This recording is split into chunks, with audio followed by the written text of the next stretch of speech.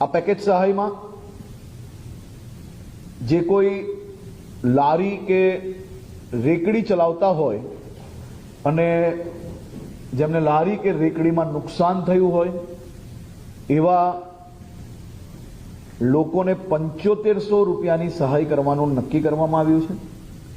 જેની નાની કેબિન હોય 40 ફૂટ સુધીની એવા સૌ લોકોને 25,000 રૂપિયાની સહાય કરવાનો નિર્ણય લેવામાં આવ્યો છે. મોટી કેબિનો જે 40 ફૂટથી વધુ હોય એવા લોકોને 50,000 રૂપિયાની સહાય કરવાનો નિર્ણય લેવામાં આવ્યો છે. પાક્કી દુકાનો જેની હોય એવા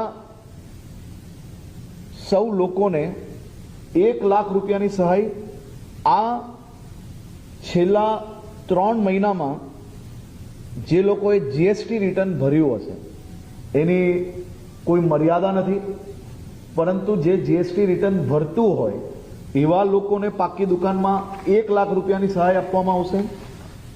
જેમની પાક્કી દુકાન છે અને જીએસટી રિટર્ન ભરે છે તેમને સરકાર દ્વારા ખૂબ પ્રોગ્રેસિવ વિચાર રાખીને લોન આપવામાં આવશે.